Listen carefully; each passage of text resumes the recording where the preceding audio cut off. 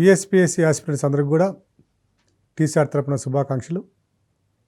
ఈ సెషన్లో మనము తెలంగాణ భౌగోళిక శాస్త్రం నుంచి తెలంగాణలో ఉన్నటువంటి వివిధ శీతోష్ణ స్థితులు, అంటే శీతోష్ణ స్థితిలో ఉన్నటువంటి వివిధ అంశాల గురించి మనము చర్చిద్దాం. మెయిన్స్ పాయింట్ ఆఫ్ వ్యూలో మనకు కనుక పరిశీలించినట్లయితే మెయిన్స్లో తెలంగాణ శీతోష్ణ స్థితిలో ఉన్న వైవిధ్యతను చర్చించండి అనే విధంగా ఒక ప్రశ్న రావడానికి అవకాశం ఉన్నది. ఇక్కడ వైవిధ్యత అన్నప్పుడు మనకి సాధారణ శీతోష్ణ స్థితి పరిస్థితులను చర్చించడంతో పాటు కొన్ని ప్రత్యేకమైనటువంటి పరిస్థితులు కూడా ఇక్కడ మనం వివరించవలసిన అవసరం ఉంది. ఇక తెలంగాణ శీతోష్ణ స్థితిని మనం పరిశీలించినట్లయితే గతంలో మనం చెప్పుకున్నట్లుగానే ఇది భారతదేశంలో అంతర్భాగమైనటువంటి ఋతుపవన శీతోష్ణ స్థితి కలిగి ఉన్నప్పటికీ ఇది మిగిలిన ప్రాంతాలతో పోల్చినట్లయితే, దక్షిణ భారతదేశంలో ఉన్నటువంటి మిగిలిన ప్రాంతాలతో పోల్చినట్లయితే కొంత వైవిధ్యతను కనపరుస్తుంది. ఇక్కడ ఉదాహరణకు దక్షిణ భారతదేశంలో ఉన్నటువంటి కేరళ, కర్ణాటక, తమిళనాడు ప్రాంతాలతో పోలిస్తే ఈ వైవిధ్యం ఇక్కడ స్పష్టంగా కనపడుతుంది. తమిళనాడులో చూసినట్లయితే ఋతుపవనాలు కేవలం ఈశాన్య ఋతుపవనం ద్వారా వర్షపాతాన్ని పొందితే, అలాగే కర్ణాటక, తమిళనాడు ప్రాంతాలు ఋతుపవనాల ద్వారా, అంటే నైరుతి ఋతుపవనాల ద్వారా వర్షపాతాన్ని పొందితే, ఇక్కడ తెలంగాణ రాష్ట్రము అధికంగా నైరుతి ఋతుపవనాలతో వర్షపాతాన్ని పొందుతూ కొంతమేర దాదాపు 12 నుంచి 20% వరకు వర్షపాతాన్ని ఈశాన్య ఋతుపవనాల ద్వారా కూడా మనం పొందగలుగుతున్నాం. ఈ 12 నుంచి 20 అన్నప్పుడు గరిష్టంగా 20%, కనిష్టంగా 12% ఈశాన్య ఋతుపవనాల ద్వారా వర్షపాతాన్ని పొందుతున్నాం. ఇక ప్రత్యేకత లేదా వైవిధ్యం అన్నప్పుడు కనుక చూసినట్లయితే ఇది అర్ధశుష్క శీతోష్ణ స్థితిని కలిగి ఉన్నటువంటి ప్రాంతం. ఇక వర్షపాత విస్తరణ కూడా దక్షిణం నుంచి ఉత్తరానికి వెళ్ళే కొలది క్రమంగా వర్షపాత విస్తరణ మనము పెరుగుదల గమనించవచ్చు. అలాగే ఉష్ణోగ్రతలు కూడా మనం పరిశీలించినట్లయితే మనకి నార్త్ నుంచి, అంటే దాదాపుగా ఆదిలాబాద్ ప్రాంతం నుంచి నల్గొండ ప్రాంతానికి వచ్చేసరికి సాధారణంగా ఉష్ణోగ్రతల తగ్గుదలను కూడా మనం గమనించవచ్చు. ఇవి రెండు ప్రత్యేకమైన ప్రాంత పరిస్థితులు. అలాగే వైవిధ్యత మనం ఇంకోసారి మనం పరిశీలించినట్లయితే వర్షపాత విచలనం కూడా కాస్త ఎక్కువగానే ఉన్నట్లుగా మనం ఇక్కడ ఈ ప్రాంతంలో గమనించవచ్చు. ఈ వైవిధ్యత అనే అంశాన్ని మనం చివరిలో ఆన్సర్లో జోడించవలసి ఉంటుంది. ముఖ్యంగా ముందు మనం తెలంగాణ భౌగోళిక ప్రాంతానికి సంబంధించిన శీతోష్ణ స్థితి కనుక మనం పరిశీలించినట్లయితే ఇది ఋతుపవన శీతోష్ణ స్థితి. కొప్పెన్ వర్గీకరణ ప్రకారం ఏయు శీతోష్ణ స్థితిని కలిగి సబ్ హ్యూమిడ్ క్లైమేట్, అంటే అర్ధ శుష్క లేదా అర్ధ ఆర్ద్రత కలిగినటువంటి శీతోష్ణ స్థితి కలిగి ఉన్నటువంటి ప్రాంతం ఇది. ఇక వేసవికాలంలో ఉష్ణోగ్రతలు మనం చూసాం, మేలో గరిష్టంగా ఉష్ణోగ్రతలు ఉంటాయి. అలాగే ఇక ఋతుపవనాలు చూసినట్లయితే మనకి జూన్ మాసంలో మధ్యలో ప్రారంభమయ్యి సెప్టెంబర్ చివరి వరకు ఋతుపవనాల ద్వారా, అంటే నైరుతి ఋతుపవనాల ద్వారా సుమారుగా 75 సెంటీమీటర్ల వర్షపాతాన్ని మనం ఇక్కడ పొందుతున్నాం. అలాగే శీతాకాలం కనుక చూసినట్లయితే నవంబర్ నెలలో శీతాకాలం ప్రారంభమై, అంటే మొదట్లో చాలా స్వల్పంగా ఉన్నప్పటికీ దీని యొక్క గరిష్ట ప్రభావం అనేది జనవరిలో అధికంగా ఉండి ఫిబ్రవరి నెల లేదా మార్చి మొదటి వారానికి శీతాకాలం ముగియడం అనేది జరుగుతుంది. ఈ ప్రాంతంలో ఉష్ణోగ్రతలు 22 నుంచి 23 డిగ్రీల సెంటీగ్రేడ్ సగటు ఉష్ణోగ్రత మనం గమనించవచ్చు. అలాగే వేసవికాలంలో అత్యధికంగా ఉష్ణోగ్రత మనం చూసినట్లయితే 46 డిగ్రీల సెంటీగ్రేడ్ల వరకు. అలాగే మిగిలిన ప్రాంతాల్లో చూసినట్లయితే తెలంగాణలో, అంటే రామగుండంలో అత్యధికంగా నమోదు అవకాశాలు ఉన్నాయి. అలాగే మిగిలిన ప్రాంతాల్లో మనం కనుక చూసినట్లయితే ఉష్ణోగ్రతలు 42 డిగ్రీల సెంటీగ్రేడ్ల వరకు అధికంగా నమోదు కావడానికి అవకాశం ఉంది. ఇక అత్యల్ప ఉష్ణోగ్రతలు మనం పరిశీలించినట్లయితే ఆదిలాబాద్ ప్రాంతంలో అత్యల్ప ఉష్ణోగ్రతలు మనకి నమోదవుతున్నాయి. దీనికి గల ప్రధాన కారణం ఏమిటంటే ఉత్తర భారతదేశం నుంచి వీస్తున్నటువంటి శీతల పవనాలు మన తెలంగాణలో ఉన్నటువంటి ఉత్తర తెలంగాణకు చేరడం ఫలితంగా ఆదిలాబాద్ ప్రాంతంలో, దానితో పాటుగా ఆదిలాబాద్ ప్రాంతం ఉన్నటువంటి ఈ భౌగోళిక స్వరూపం సముద్ర మట్టానికి కాస్త 600 మీటర్ల ఎత్తు వరకు ఉండడం కూడా ఉష్ణోగ్రత తక్కువ ఉండడానికి కారణమవుతుంది. ఇక వర్షపాతాన్ని కనుక మనం పరిశీలించినట్లయితే ఇక్కడ ప్రధానంగా మనం గమనించవలసిన అంశం ఏమిటంటే తెలంగాణలో వర్షపాత విస్తరణలో చాలా మార్పులు చోటు చేసుకున్నాయి. కొంత అనూహ్యమైన మార్పులు అని చెప్పుకోవాలి. ఈ అనూహ్యమైన మార్పు కూడా తెలంగాణ ప్రాంతంలో ఉన్నటువంటి ఒక వైవిధ్యతకి నిదర్శనంగా మనం పేర్కొనవచ్చు. భారతదేశ వ్యాప్తంగా చూసినట్లయితే ఈ మధ్యకాలంలో సాగించినటువంటి పరిశోధనల వల్ల మన దక్షిణ భారతదేశంలో వర్షపాతంలో ఒక 2% తగ్గుదల నమోదైతే ఉత్తర భారతదేశంలో వర్షపాతంలో పెరుగుదల 4% వరకు నమోదైనట్లుగా కొన్ని నివేదికలు, కొన్ని రీసెర్చెస్ మనకు తెలియజేస్తున్నాయి. ఇక తెలంగాణలో ఉన్న ప్రాంతంలో ఈ మధ్య జరిగినటువంటి ఆఫ్టర్ తెలంగాణ ఫార్మేషన్ తర్వాత, తెలంగాణ ఏర్పడిన తర్వాత జరిగినటువంటి ఒక పరిశోధనలో 1971 నుంచి 2011 మధ్యకాలంలో జరిగినటువంటి వర్షపాత విస్తరణని గణించడం జరిగింది. ఈ వర్షపాత విస్తరణ కనుక మనం పరిశీలించినట్లయితే 1971 వరకు సగటు వర్షపాతము తెలంగాణ ప్రాంతంలో 90.7 సెంటీమీటర్లుగా ఉంటే 1971 నుంచి 2011 మధ్యకాలంలో తీసుకున్నటువంటి ఈ గణాంకాల ప్రకారము తెలంగాణలో సగటు వర్షపాతము కేవలం అంటే 86.6 సెంటీమీటర్లకు తగ్గినట్లుగా మనకు గణాంకాలు చెప్తున్నాయి. అంటే దాదాపుగా 4 సెంటీమీటర్లు లేదా 401 మిల్లీమీటర్లు వర్షపాతం తగ్గుదల చోటు చేసుకున్నట్లుగా మనం గమనించాలి. ఈ వర్షపాతంలో తగ్గుదల చూసినట్లయితే ఇది 4.45% తగ్గుదలను గుర్తించినట్లుగా మనకి అధికారిక గణాంకాల ప్రకారం తెలియజేస్తున్నారు. అలాగే వర్షపాత విస్తరణ కనుక మనం చూసుకున్నట్లయితే మనకి నల్గొండ ప్రాంతం నుంచి ఆదిలాబాద్ ప్రాంతానికి వెళ్ళే కొలది వర్షపాతంలో పెరుగుదల సంభవిస్తుంది. దీనికి గల కారణాన్ని కనుక మనం పరిశీలించినట్లయితే ఈ ప్రధాన కారణము దీనికి ఈ తూర్పు కనుమలు ఏవైతే ఉన్నాయో ఈ తూర్పు కనుమల్లో దక్షిణం నుంచి ఉత్తరానికి వెళ్ళే కొలది ఎత్తు క్రమంగా పెరుగుతూ వస్తుంది. సో ఇలా వెళ్ళేటువంటి ఈ ఋతుపవనాలు మన విషయాన్ని గతంలో కూడా ఇండియన్ జాగ్రఫీలో చర్చించాం. సో ఈ నల్గొండ అలాగే తర్వాత రంగారెడ్డి, హైదరాబాదు ఈ ప్రాంతాల నుంచి మనం ఇంకా పైకి వెళ్ళే కొద్ది ఆదిలాబాద్కి వెళ్ళే కొలది ఏమవుతుందంటే సో ఈ ప్రాంతంలో కొండలు ఎక్కువ ఉండడం వల్ల ఋతుపవనాలని అధికంగా అడ్డగించడం వల్ల క్రమంగా వర్షపాతం పెరుగుతుంది. అలాగే ఈ ఋతుపవనాల యొక్క డైరెక్షన్ కూడా ఈ మొదట్లో పేర్లల్గా ఉన్నటువంటి డైరెక్షన్లు తర్వాత నెమ్మదిగా ఈ అడ్డగించే స్థితికి చేరడం వల్ల వర్షపాతాల పెరుగుదల మనం గమనించవచ్చు. ఇక అల్ప వర్షపాతాన్ని పొందే ప్రాంతాలను కనుక మనం చూసినట్లయితే ఇది ప్రధానంగా మనకి మహబూబ్ నగర్ జిల్లా ప్రధానంగా చెప్పుకోవాల్సిన అవసరం ఉంది. మహబూబ్ నగర్ జిల్లాలో కేవలం 70 సెంటీమీటర్ల కంటే లేదా అంతకంటే తక్కువ వర్షపాతం నమోదవుతున్నటువంటి పరిస్థితులు.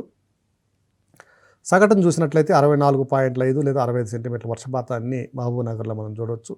అలాగే నల్గొండ దక్షిణ ప్రాంతము అలాగే మొత్తం నల్గొండ ప్రాంతం అంతా కూడా వర్షపాతం తక్కువని చెప్పుకోవాలి. అలాగే రంగారెడ్డి ప్రాంతంలో కూడా రంగారెడ్డి కూడా మనకి హైదరాబాద్ సమీపంలో ఉన్నటువంటి అంటే మనకి విజయవాడ నుంచి హైవే వచ్చే రూట్ ప్రాంతంలో అంటే దక్షిణ రంగారెడ్డి జిల్లా ప్రాంతంలో అలాగే దక్షిణ కరీంనగర్ జిల్లా ప్రాంతంలో మనకి వర్షపాతం అల్ప వర్షపాతాన్ని పొందే ప్రాంతాలుగా మనం ఇక్కడ గమనించాలి. ఇక మధ్యస్థ వర్షపాతం పొందే ప్రాంతాలను కనుక మనం చూసినట్లయితే అంటే దాదాపు 80 సెంటీమీటర్ల కంటే ఎక్కువ ఈ ప్రాంతాలకు మనం పరిశీలించినట్లయితే మనకి ఆదిలాబాద్ జిల్లా అత్యధికంగా అంటే దక్షిణ ఆదిలాబాద్ జిల్లా ప్రాంతము అలాగే నైరుతి నిజామాబాద్ ప్రాంతము అలాగే దక్షిణ మరియు నైరుతి ఖమ్మం జిల్లా ప్రాంతము ఇవన్నీ కూడా అత్యధికంగా అంటే మధ్యస్థ వర్షపాతాన్ని పొందే ప్రాంతాలుగా మనం గమనించవచ్చు. ఇక మన అధిక వర్షపాతాన్ని పొందే ప్రాంతాలు అంటే దాదాపుగా 120 సెంటీమీటర్ల కంటే ఎక్కువగా వర్షపాతాన్ని పొందే ప్రాంతాలను కనుక మనం పరిశీలించినట్లయితే ఇవి ఎక్కువగా ఉత్తర తెలంగాణ ప్రాంతంలో ఉన్నటువంటి ఉత్తర ప్రాంతాలు అధికంగా వర్షపాతాన్ని పొందుతాయి. అలాగే ఆదిలాబాద్ జిల్లా తీసుకున్నట్లయితే అది మధ్య ఆదిలాబాద్ జిల్లా ప్రాంతము అలాగే ఖమ్మం జిల్లా తీసుకున్నా కూడా మధ్య ఖమ్మం జిల్లా నుంచి ఖమ్మం ప్రాంతం నుంచి మనకి ఉత్తర భాగాన ఉన్నటువంటి ఖమ్మం ప్రాంతం వరకు కూడా ఈ వర్షపాతంలో విస్తరణలో మన పెరుగుదలను మనం ఇక్కడ గమనించవచ్చు. సో ఈ విధంగా అత్యధికంగా వర్షపాతం పొందిన ప్రాంతాలు ఆదిలాబాదు, వరంగల్, ఉత్తర ఖమ్మం జిల్లా ప్రాంతం ఇవన్నీ కూడా మనకి వర్షపాతాన్ని అధికంగా పొందే ప్రాంతాలు. ఇక శీతోష్ణ స్థితి పరంగా మనం మరొక అంశాన్ని కనుక పరిశీలించినట్లయితే ఇప్పుడు మనము టెంపరేచర్స్, రెయిన్ఫాల్ మనం పరిశీలించాం. ఇక శీతోష్ణ స్థితిలో ఉన్నటువంటి వివిధ సీజన్స్ అంటే ఏ ఋతువులు ఏ ప్రాంతాల్లో ఏ విధంగా ఉన్నాయి వాటి యొక్క ప్రభావం స్వల్పంగా చిన్న అంశాలు మనం పరిశీలించినట్లయితే తెలంగాణలో ఉన్నటువంటి ఋతువుల్లో మనం పరిశీలించినట్లయితే మొట్టమొదటిగా వేసవి కాలము. ఇది మనకు తెలిసినట్లుగా మార్చి చివరి నుంచి అలా మే వరకు కూడా ఉన్నటువంటి ప్రాంతము. మేలో అత్యధికంగా వర్షపాతం ఉంటుంది. తెలంగాణలో ఉన్నటువంటి వివిధ సీజన్స్ కనుక మనం పరిశీలించినట్లయితే అంటే ఏ కాలాలు ఉన్నాయి ఋతువులు అంటే వేసవి కాలం ఎప్పుడు, వర్షాకాలం ఎప్పుడు, దీని యొక్క ప్రభావం ఏ విధంగా ఉంటుంది అనే అంశాలు కనుక మనం పరిశీలించినట్లయితే మనకు సాధారణంగా వేసవి కాలం మార్చి నుంచి ప్రారంభమై మే నెలలో గరిష్టంగా ఉండి జూన్ మధ్య వరకు అంటే ఋతుపవనాలు ద్వారా వర్షపాతం సంభవించేంత వరకు కూడా అధిక ఉష్ణోగ్రతలు నమోదయ్యే అవకాశం మనకి అత్యధికంగా ఉంటుంది. వీటితో పాటుగా మధ్యాహ్న ప్రాంతంలో సమయాలు కనుక మనం పరిశీలించినట్లయితే ఈ తెలంగాణ పీఠభూమి అంతర్భాగము, అలాగే కృష్ణా హరివాణ ప్రాంతము, పీఠమైన మౌంటైన్ అంటే కృష్ణా పర్వత పాద పీఠభూమి ప్రాంతము, ఈ గోదావరి హరివాణము, ఈ ప్రాంతాలన్నింటిలో కూడా మధ్యాహ్న సమయాల్లో వేడి గాలులతో అంటే వడగాలులతో కూడినటువంటి మనకి వాతావరణంతో పాటు మనకి సాయంత్రం మళ్ళీ రాత్రి అయ్యేసరికి ఉష్ణోగ్రతలు బాగా పడిపోయి మళ్ళీ దుప్పటి కప్పుకోవాల్సినటువంటి పరిస్థితి ఏర్పడేటువంటి వాతావరణం. ఇది ఒక వైవిధ్యమైనటువంటి వాతావరణం అని కూడా చెప్పుకోవాలి మనం. సో పగటిపూట ఉష్ణోగ్రతలు అత్యధికంగా ఉంటాయి, రాత్రిపూట ఉష్ణోగ్రతలు మళ్ళీ చాలా డ్రాస్టికల్గా పడిపోవడం జరుగుతుంది. అంటే డయర్నల్ రేంజ్ ఆఫ్ టెంపరేచర్ అంటే దినసరి ఉష్ణోగ్రత వ్యాప్తి కూడా గణనీయంగా మనం ఇక్కడ గమనించవచ్చు.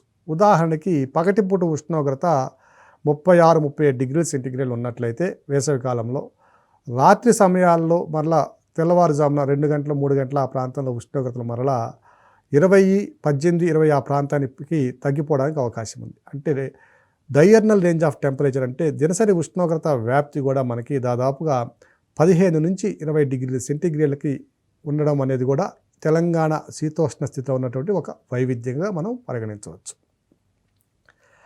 ఇక వేసవికాలం తర్వాత మనం ఈ ప్రాంతంలో ఇంతకుముందు మనం చర్చించుకున్నాం, అత్యధికంగా ఉష్ణోగ్రత 40 నుంచి 45 డిగ్రీల సెంటీగ్రేడ్లు నమోదవుతాయి.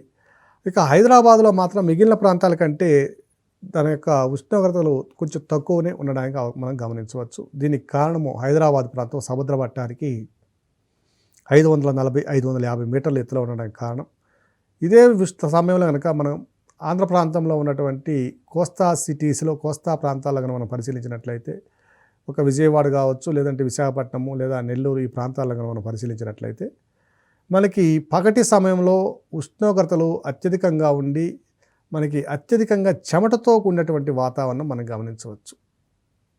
ఇక్కడ ప్రజలు చాలా అనేక రకాలైనటువంటి తీవ్రమైనటువంటి ఇబ్బందికి గురవడం మనం గమనించవచ్చు. అదే తెలంగాణ ప్రాంతాల్లో చూసినట్లయితే ఈ ఉక్కపోత, చెమటపోత అనేది చాలా స్వల్పంగా ఉంటుంది. దీనికి గల కారణం ఏమిటంటే వాతావరణంలో ఉన్నటువంటి ఆర్ద్రత పరిమాణాల్లో ఉన్నటువంటి వ్యత్యాసం. అంటే గాలిలో ఉన్నటువంటి నీటి ఆవిరి పరిమాణం కోస్తా ప్రాంతాలు కావడం, అత్యధికంగా నీరు ఆవిరి కావడం వల్ల మానవుల్లో వచ్చే చెమటను ఈ వాతావరణంలో ఉన్నటువంటి వాయురాశులు గ్రహించలేకపోవడం కారణం. ఇక రెండవ అంశం మనం పరిశీలించినట్లయితే సముద్ర మట్టానికి ఎంత ఉష్ణోగ్రత అయితే ఉంటుందో సముద్ర మట్టం వద్ద అత్యధిక ఉష్ణోగ్రతలు నమోదవుతాయి. సో అదే ఉష్ణోగ్రతలు మనకి ఈ మన కోస్తా ప్రాంతాల్లో ఉన్నటువంటి అన్ని ప్రాంతాల్లో మనం గమనిస్తే, కోస్తా ప్రాంతాల్లో పోలిస్తే మనకి సముద్ర మట్టంతో పోలిస్తే తెలంగాణ ప్రాంతం సుమారు 400 నుంచి 500, 600, 700 కిలోమీటర్ల వరకు కూడా మనకి ఎత్తులో ఉండడం వల్ల ఉష్ణోగ్రతలు క్రమంగా తగ్గిపోవడానికి అవకాశం ఉంది. సో దీనికి కారణం ఏంటంటే నార్మల్ ల్యాబ్స్ రేటు, ఉష్ణోగ్రత క్షీణత. సో ఈ ఫలితంగా మనకి తెలంగాణ ప్రాంతంలో మిగిలిన ప్రాంతాలతో పోలిస్తే ఉష్ణోగ్రతలు తక్కువగా ఉన్నప్పటికీ హైదరాబాద్లో ఉష్ణోగ్రత మరింత తక్కువగా ఉండడానికి కారణంగా మనము హైదరాబాద్ యొక్క భౌగోళిక స్వరూపం లేదా నిర్మాణాన్ని మనం కారణంగా చెప్పుకోవచ్చు. ఇక ఇది మొట్టమొదటి ఉన్నటువంటి మనం పరిశీలించినటువంటిది నైరుతి ఋతుపవన కాలం. ఇక రెండవది కనుక మనం పరిశీలించినట్లయితే మనకి ఈ నైరుతి ఋతుపవన కాలం మరో అంశాన్ని కనుక మనం పరిశీలించినట్లయితే నైరుతి ఋతుపవన కాలంలో తెలంగాణ ప్రాంతంలో దాదాపుగా 75 నుంచి 80% వర్షపాతం మనం పొందడానికి అవకాశం ఉంది. ఎందువల్ల అంటే ఇది వర్షపాత విచలనం కూడా మనకి తెలంగాణ ప్రాంతంలో అధికంగా ఉంది కాబట్టి ఖచ్చితంగా 80% అని చెప్పడానికి అవకాశం లేదు. సో సాధారణంగా చూసుకున్నట్లయితే ఈ నైరుతి ఋతుపవనాల ద్వారా మనకు సగటున 80% వర్షపాతం అవకాశం ఉంది. ఈ ప్రాంతంలో ఈ నైరుతి ఋతుపవన కాలంలో కనుక మనం చూసినట్లయితే ఆదిలాబాదు, ఖమ్మము, నిజామాబాద్ జిల్లాల్లో, అలాగే వరంగల్లో ఉన్నటువంటి కొన్ని ప్రాంతాలు అంటే మహబూబాబాదు, జయశంకర్ భూపాల్పల్లి ఈ జిల్లాల్లో మనకి 1000 మిల్లీమీటర్ల కన్నా కూడా అధిక వర్షపాతాన్ని పొందడానికి అవకాశం ఉంది. అలాగే కరీంనగర్, మెదక్, నల్గొండ జిల్లాలు అవిభాజ్య జిల్లాలు, వీటిని చూసినట్లయితే దాదాపుగా 850 మిల్లీమీటర్ల నుంచి 1000 మిల్లీమీటర్ల వరకు అంటే 85 నుంచి 100 సెంటీమీటర్ల వరకు వర్షపాతాన్ని పొందితే, ఇక మహబూబ్ నగర్ జిల్లాలో మనం చెప్పుకున్నట్లుగానే 700 మిల్లీమీటర్లు లేదా 70 సెంటీమీటర్లు వర్షపాతం పొందడం కూడా గగనమే అవుతుంది. కానీ ఈ తూర్పు కనుమల ప్రాంతంలో కొన్ని సందర్భాలలో 850 మిల్లీమీటర్ల వర్షపాతం కూడా మనం పొందడానికి అవకాశం ఉంది ఇక్కడ.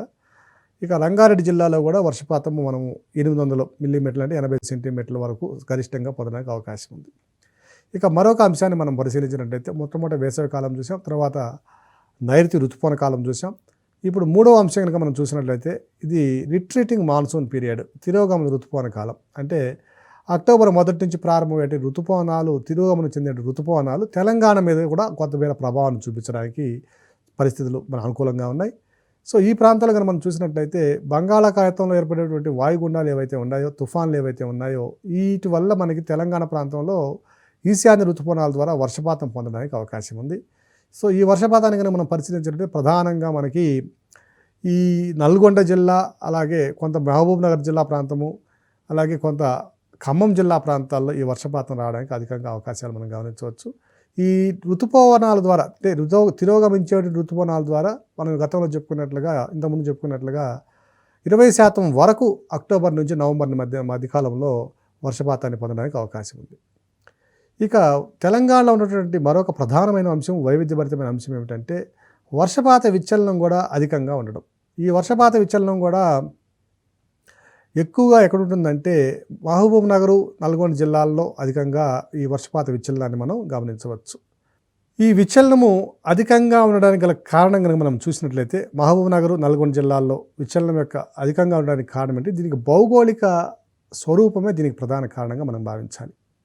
గతంలో మనం ఇంతకుముందు చెప్పుకున్నట్లుగా ఈ ప్రాంతంలో ఉన్నటువంటి ఈ తూర్పు కనుమలు అనేవి ఇటు నైరుతి ఋతుపవనాలకి మళ్ళా రిట్రీట్ అయ్యేటువంటి తిరోగమనం చెందేటటువంటి ఈశాన్య ఋతుపవనాలు రెండింటికి కూడా సమాంతరంగా దాదాపుగా ఉండడం వల్ల ఈ ప్రాంతంలో వర్షపాతము కొన్ని సందర్భాల్లో అధికంగా రావడానికి, కొన్ని సందర్భాల్లో అల్పంగా రావడానికి అవకాశం ఉంది.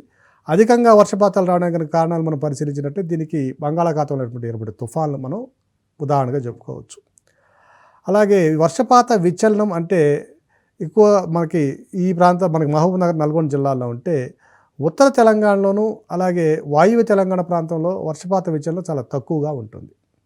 అసలు వర్షపాత విచలనం అనే అంశాన్ని కనుక మనం ఒకసారి పరిశీలించినట్లయితే సంవత్సరంలో ఉన్నటువంటి సగటు వర్షపాతానికి, ఆ సంవత్సరంలో ఉన్నటువంటి వర్షపాతానికి అంటే దీర్ఘకాలిక సగటుకి ఆ సంవత్సరపు సగటుకి ఉన్నటువంటి వ్యత్యాసమే వర్షపాతంలో ఉన్నటువంటి విచలనం. ఈ విచలనము ధనాత్మకము కావచ్చు లేదా రుణాత్మకము కావచ్చు. అంటే అధిక వర్షపాతం పొందినప్పుడు ధనాత్మక విచలనము, అల్ప వర్షపాతం పొందినప్పుడు స్వల్పకాలికంగా అల్ప వర్షపాతం పొందినప్పుడు అది రుణాత్మక విచలనంగా మనం గమనించాలి. సో ఇక ఈ వర్షపాత విచలనం అనేది ఏ ఋతుపవనాల్లో తక్కువ ఉంటుంది అంటే మనకి నైరుతి ఋతుపవన కాలంలో వర్షపాత విచలనంలో చాలా తక్కువ మనం గమనించవచ్చు. అంటే దాదాపుగా 25% వరకు వర్షపాత విచలనం రావడానికి అవకాశం ఉంది. దేంతో పోల్చినప్పుడు అంటే ఈశాన్య ఋతుపవన కాలంతో పోల్చినప్పుడు. ఈశాన్య ఋతుపవన కాలంలో కొన్ని సందర్భాల్లో వర్షపాతం పూర్తిగా లేనటువంటి పరిస్థితులను కూడా మనం గమనించవచ్చు. అటువంటి సందర్భాల్లో మనం 80% వరకు వర్షపాత విచలనాన్ని ఈశాన్య ఋతుపవనాల ద్వారా మనం మనగా పరిశీలించగలిగినట్లయితే, అలాగే నైరుతి ఋతుపవనాల ద్వారా వచ్చే వర్షపాత విచలనం 25%. సో తెలంగాణలో ఉన్నటువంటి మరొక ప్రధానమైన సమస్య ఏమిటంటే నైరుతి ఋతుపవన కాలంలో ఉన్నటువంటి వర్షపాత విచలనం గరిష్టంగా 25% వరకు ఉండడం చాలా ప్రధానమైన సమస్య.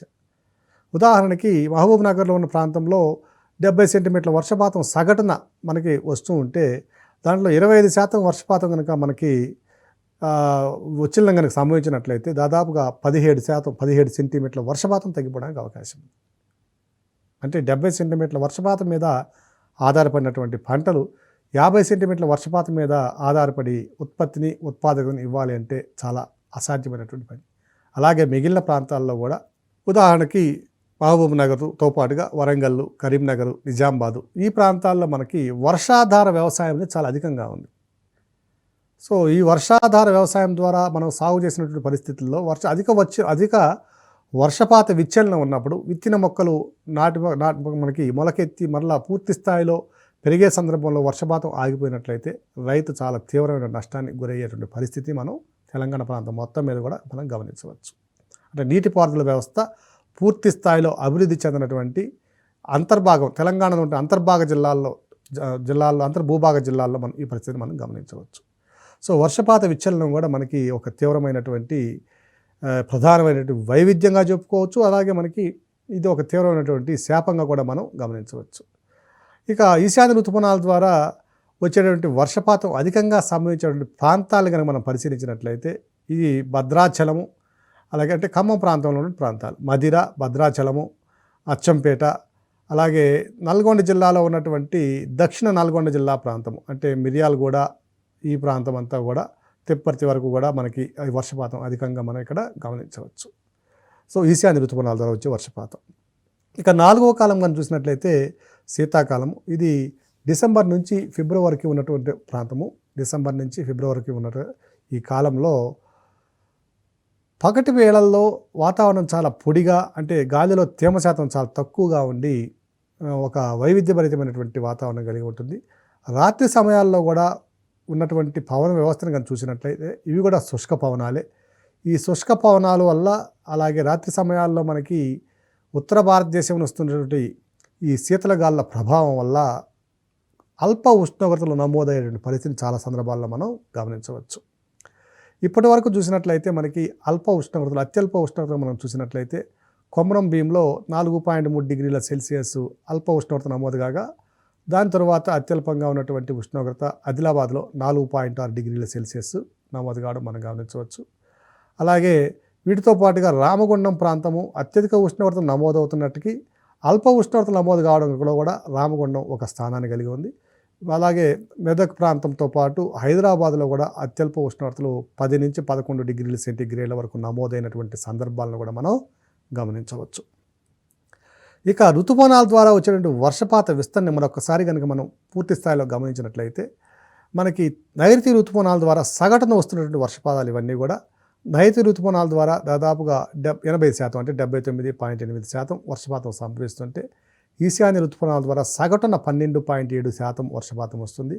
ఇక వేసవి కాలంలో 6.16% వర్షపాతం రావడానికి అవకాశం ఉంటే, శీతాకాలంలో అత్యల్పంగా 1.24% వర్షపాతం పొందడానికి అవకాశం ఉంది. ఈ శీతాకాలంలో లభించే వర్షపాతం కూడా మనకి ప్రధానంగా మనకి కరీంనగరు, అలాగే వరంగల్లోని కొన్ని ప్రాంతాల్లో మనకి ఈ శీతాకాలం ద్వారా వచ్చే వర్షపాతం సంభవిస్తుంది. ఈ శీతాకాలం ద్వారా వచ్చే వర్షపాతాలు సంభవించడానికి మరొక ప్రత్యేకమైనటువంటి వైవిధ్యభరితమైన కారణం కూడా మనకి ఇక్కడ మనం చెప్పుకోవచ్చు. మనము ఇండియన్ జాగ్రఫీలో చెప్పుకునేటప్పుడు ఋతుపవనాల యొక్క ఆవిర్భావము, వాటి యొక్క విస్తృతి అనే అంశాలను పరిశీలించినప్పుడు మనకి ప్రీ మాన్సూన్ షవర్స్తో పాటుగా మనకి వాయువ్య భారతదేశంలో వెస్ట్రన్ డిస్టర్బెన్సెస్ అనే ఒక అంశాన్ని మనం చూడడం జరిగింది. అంటే పశ్చిమ కల్లోలాలు అనే అంశాన్ని మనం చూడడం జరిగింది. ఈ పశ్చిమ కల్లోలాల ద్వారా వీచేటటువంటి జెట్ ప్రవాహాలు ఏవైతే ఉన్నాయో అవి హిమాలయ పర్వతాలను ఢీకొనడం ద్వారా అవి 2 విభాగాలుగా, 2 బ్రాంచెస్గా, 2 కొమ్మలుగా విడిపోయి, ఒకటి మంగోలియా వైపు వెళ్తే మరొకటి ఉత్తర భారతదేశంలో ఉన్నటువంటి శివాలిక్ పర్వత పాదాల వెంబడి, అలాగే కొంతమేర దక్షిణ వైపు తిరిగి ఈ మధ్యప్రదేశ్, ఛత్తీస్గఢ్ వరకు కూడా అది యొక్క ప్రభావం మనకి రావడానికి అవకాశం ఉంది. ఆ ప్రభావంలో భాగంగానే మనకి కొంతమేర చాలా స్వల్పంగా ఒక 1%, 2% మేర ఆ ప్రభావం మనకి ఉత్తర తెలంగాణ ప్రాంతంలో పడడం వల్ల ఈ ప్రాంతంలో మనకి అంటే ట్రోపికల్ జెట్ స్ట్రీమ్స్ ద్వారా కూడా మనకి ఆయన రేఖ జెట్ ప్రవాహాల వల్ల కూడా స్వల్పంగా వర్షపాతం రావడానికి అవకాశం ఉన్నట్లుగా మనకి శాస్త్రజ్ఞులు మనకి మిగతా సందర్భాల్లో తెలియజేయడం అనేక సందర్భాల్లో మనం గమనించడం జరిగింది. సో ఇదంతా కూడా తెలంగాణలో ఉన్నటువంటి వైవిధ్యభరితమైన శీతోష్ణ స్థితులు.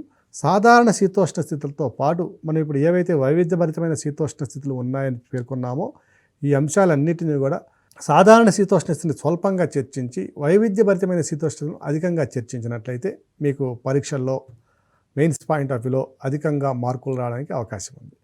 మరొకసారి ఈ వైవిధ్యభరితమైనటువంటి పరిస్థితులను మనం పరిశీలించినట్లయితే ఉష్ణోగ్రతల్లో వ్యత్యాసాల్లో వైవిధ్యం చూసాం. ఒక ఉదాహరణకి diurnal range of temperature, annual range of temperature. దినసరి ఉష్ణోగ్రత వ్యాప్తి మనకి శీతాకాలంలో అధికంగా ఉంటుంది. అలాగే యాన్యువల్ రేంజ్ ఆఫ్ టెంపరేచర్ కూడా మనకి చూసినట్లయితే, అంటే వార్షిక ఉష్ణోగ్రత వ్యాప్తిని కనుక మనం చూసినట్లయితే ఈ ఉష్ణోగ్రత వ్యాప్తి కూడా మనకి దాదాపుగా ఒక 15 నుంచి 20 డిగ్రీల సెంటీగ్రేడ్ వరకు కూడా ఈ ఉష్ణోగ్రతల్లో ఉన్నటువంటి వ్యత్యాసాలను మనం గమనించవచ్చు. మరొక ప్రత్యేకమైన పరిస్థితిని కనుక మనం పరిశీలించినట్లయితే ఈ శీతోష్ణ స్థితిలో వస్తున్నటువంటి ఈ మార్పు మనం కనుక పరిశీలించినట్లయితే నల్గొండ నుంచి ఆదిలాబాద్కి వెళ్ళేసరికి, అంటే తూర్పు మనకి దక్షిణం నుంచి ఉత్తరానికి వెళ్ళే కొలది ఈ ఉష్ణోగ్రతల్లో వ్యత్యాసాలు మనం గణనీయంగా గమనించవచ్చు. సో ఒకటి మనకి ఈ ప్రాంతంలో ఉన్నటువంటి ఉష్ణోగ్రత వ్యాప్తిని మనం చర్చించాలి. ఉష్ణోగ్రత వ్యాప్తి అంటే diurnal annual range of temperature. రెండవది కనుక మనం చూసినట్లయితే మనకి వర్షపాత విస్తరణలో ఉన్నటువంటి మనకి విచలనం కూడా మనం చూడాలి. అంటే దక్షిణం నుంచి ఉత్తరానికి వెళ్ళే కొద్దీ వర్షపాతంలో ఉన్నటువంటి పెరుగుదలను మనం ఒక వైవిధ్యభరితంగా చూడవచ్చు. అలాగే వర్షపాత విచలనం కూడా మనం చర్చించుకున్నాం. సో ఈ వర్షపాత విచలనం అనేది ఏ ఏ ప్రాంతాల్లో ఎక్కువగా ఉంది, దానికి గల కారణాలు కూడా మనం చర్చించాం. వీటిని కూడా మనం ఒకసారి చర్చించాలి. వీటితో పాటుగా హైదరాబాద్ నగరంలో మనకి ఉన్నటువంటి ప్రత్యేకత మనం కూడా చూసాం. ఎందువల్ల ఈ ప్రాంతంలో ఉష్ణోగ్రతలు మనకి స్వల్పంగా ఉండడం, ఒక ప్రత్యేకమైనటువంటి వైవిధ్యభరితమైనటువంటి మనకి ఉష్ణోగ్రతలు లేదా శీతోష్ణస్థితిలో లేదా వాతావరణంలో మార్పులు అనే అంశాలు కూడా ఇక్కడ మనం హైదరాబాద్ ప్రత్యేకంగా మనం చర్చించడం జరిగింది. ఆ విషయాలను కూడా చూడాలి. అలాగే వీటితో పాటుగా మనకి పశ్చిమాన ఉన్నటువంటి మహబూబ్ నగర్ ఈ ప్రాంతంలో వర్షపాతం తక్కువగా ఉండడానికి గల కారణాలు కూడా మనం చర్చించాలి. దీనికి గల కారణము ప్రధానంగా రెయిన్ షాడో రీజియన్ ఒకటైతే, మనకి పశ్చిమ కనుమల నుంచి వచ్చే పవనాలు మన ఋతుపవనాలు స్వల్ప వర్షపాతాన్ని ఇవ్వడం ఒకటైతే, వర్షఛాయ ప్రాంతం ఒకటైతే, మరొక కారణము ఈ మన తూర్పు కనుమలు ఏవైతే ఉన్నాయో అవి వాటి యొక్క అమరిక వర్షపాతం ఇవ్వడానికి పూర్తి స్థాయిలో అనుకూలంగా లేకపోవడం అనేది కూడా ఒక మనం ప్రధానమైన అంశంగా మనం చర్చించాలి. అంటే మనకి మహబూబ్ నగర్ ప్రాంతంలో ఉన్నటువంటి ఈ ప్రాంతంలో వర్షపాతంలో ఉన్నటువంటి విచలనాన్ని లేదా తగ్గుదలని మనం కారణాలతో వివరించాలి.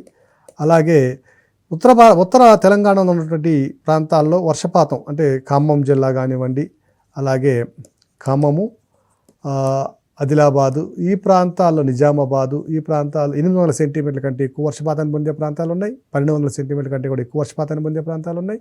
సో ఈ ప్రాంతాల్లో వర్షపాతం అధికంగా ఉండగల కారణాలు ఏమిటి అనే అంశాన్ని భౌగోళికంగా మనం వివరిస్తూ ఈ వైవిధ్యతలన్నింటినీ కూడా మనం చర్చించాల్సిన అవసరం ఉంది. ఇంకా 1-2 అంశాలు మనం ఈ డిస్కషన్లో మనం చర్చించాము. సో వైవిధ్యతను చర్చించండి అన్నప్పుడు సాధారణ శీతోష్ణ స్థితి పరిస్థితులను వివరిస్తూ మిగిలినటువంటి ఏదైతే భిన్నమైన అంశాలు ఉన్నాయో ఈ భిన్నమైన అంశాలే మనకు వైవిధ్యభరితమైన అంశాలు కాబట్టి వీటి మీద ఫోకస్ అనేది ఎక్కువ పెట్టి ఒక మంచి ముగింపుతో మీ ఆన్సర్ని ముగించాల్సిన అవసరం ఉంటుంది. అందరికి కూడా ధన్యవాదాలు.